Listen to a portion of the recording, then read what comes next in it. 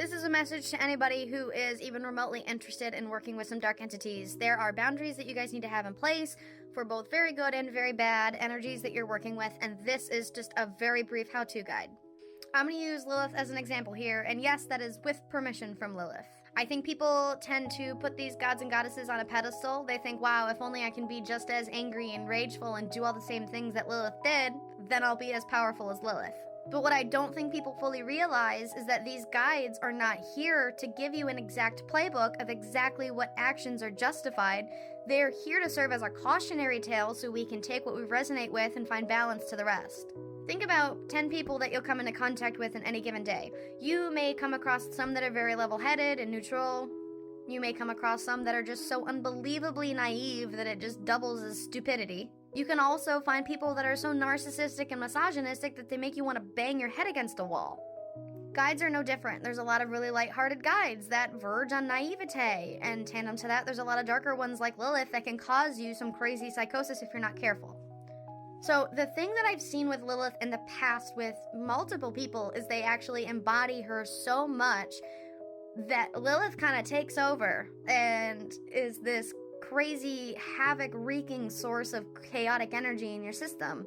I've seen people that exclusively work with Lilith to such a deep, dark extent that they don't balance it with any kind of love and light or any other entities, and so they're really just thrust into this exclusively vengeful energy, and it's not healthy. These people get very paranoid, they get very angry, they start pushing away their friends, they start accusing people of things. This is not a theory. I have seen this happen. I have seen this unfold with multiple people in my life. You work so much with one specific type of entity that you embody all of that energy. Just like the world gives you access to 10 different types of people throughout your day, the universe is going to give you access to 10 different types of guides. What you do when you come across these people is be like, okay, I really like this person's dad joke, but I didn't like this person's narcissism, so I'm going to keep that in the back of my head of how not to behave myself. Working with entities is no different. You work with Lilith and you're like, I can understand how rage can be incredibly powerful if used correctly, but I can also see how too much rage will stop love and light from entering my life. A lot of darker entities also are going to mention some things to you like blood magic. Be careful. I am not here to tell you that blood magic is inherently bad or necessarily a bad thing to do. I am, however, telling you it could be done wrong extraordinarily easily, and if you're doing it wrong, the amount of karma that you're bringing back into your life is extensive, and you just best be prepared to handle it. You reap what you sow. It might be a part of your soul's conscious journey to want those experiences. I do not specialize in blood magic or dark magic on my channel, but I do work extensively with dark entities, and I always encourage people to find that same balance in their own life. Just remember, they are not an exact how-to manual. They are a cautionary tale. Lilith is here to show you what too much anger can do. There's literally facets to her that kill babies and murder men and harass women while they're in labor. I would say those are probably not great aspects to living a life of rage. But the whole reason she's angry in the first place is because she was told by a misogynist that she was less than him and she disagreed.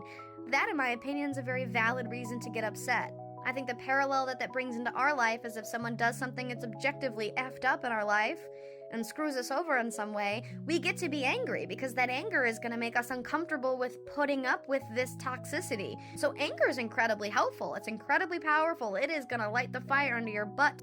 Too much anger, though, and you turn into this man-eating, baby-killing, pregnant woman harassing goddess. Again, I love Lilith. This is not a diss to Lilith. In fact, she's one of my favorite entities to work with. Her power is immense. I cannot wait to do this Lilith video that I'm kicking out for the Gods, Goddesses, and Guides series. Definitely stay tuned for that. So I hope that this doesn't come across as don't work with negative entities, but I cannot stress this enough, so I'm going to say it for a third time. These are not how-to manuals of how to handle your own behavior. These are cautionary tales of what happens if you don't utilize an energy in the way that it's most helpful for you to utilize. That's gonna do it, you guys. Stay tuned for the next video. Like I said, I'm super excited about this Lilith video. I've got a ton of good information. I love talking about her, but I cannot stress enough, boundaries. You guys need boundaries. These entities, if you work with them too deeply for too long, can literally cause diagnosable psychosis, spiritual psychosis, God complexes. It can refuse ego deaths. There's a lot of bad things that can happen if you don't toss in a little bit of love and light with a little bit of this shadow work energy. Speaking of which, it's always how I leave you guys in every video because it's the most important thing that you can ever carry into your own life. So until the next time, love and light.